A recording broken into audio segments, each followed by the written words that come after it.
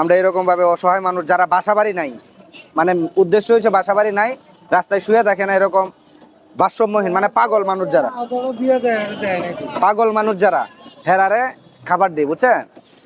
এখন তারপরও যদি ভালো মানুষও যদি চায়, তো এই খাবারটা আমরা প্রথম খাই, আমার ক্যামেরাম্যান সহ আমরা সহ খাবারটা প্রথম আমরা খাই, দেখে খাওয়ার পরে যদি দেখি ভালো, তে আমরা মানুষকে খাওয়াই। আর যদি মনে করি না মজা হয়েছে না, তে আবার সুন্দর করে রান্না করি। গরুর মাংস ছাড়া আমি আর সব খেতে পারি। গরুর মাংস না, এটা মুরগি, মুরগি আমি খাইয়ে না, আমার গরুর মাংস। আচ্ছা, তা গরুর মাংস ইনশাল্লাহ আমরা নিয়ে আইছি না, মুরগি নিয়ে আইছি, এটা দেন। আচ্ছা, আপনি তো এদিকে ডিউটি করেন না? হ্যাঁ, আমি ডিউটি করি না। আচ্ছা, এই যে খাবারটা দিলাম, খাবারটা ঠিক আছে? দেখেন তো একটু ছায়া। হ্যাঁ, হ্যাঁ, এই খাই। এই যে আরেকটা আলু দেই, একটু ঝোল দেই, পরে আর একটু ডাল দেই, ডাল একটু দিমু।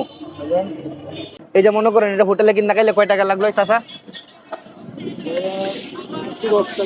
110 টাকা। আচ্ছা, এই যে এখন আরেকটা প্রশ্ন করি আপনারা, এখন 110 টাকা যারা এই যে রাস্তায় থাকে, এরা যদি 110 টাকা আমি দিয়ে দিতাম কিংবা 100 টাকায়, এরা কি এই টাকাটা সঠিকভাবে ব্যয় করতো?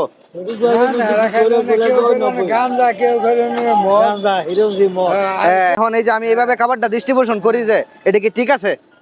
হ্যাঁ, ঠিক আছে চাচা, তে দোয়া করেন চাচা। আপনি যাই হোক, আল্লাহ আপনারা 2টা পাও নিয়ে গেছে, আল্লাহ আপনারা তারপরে তো সুস্থ আছেন, আল্লাহর কাছে শুকরিয়া, আলহামদুলিল্লাহ। আপনি দোয়া করেন এই কাজটা যেন আমরা সুস্থ থাকি এবং সবার মাঝে যেন সেবা করতে পারি। আজকে বাইর হইলাম, এটা নারায়ণগঞ্জ, এটা জায়গাটার নাম কি?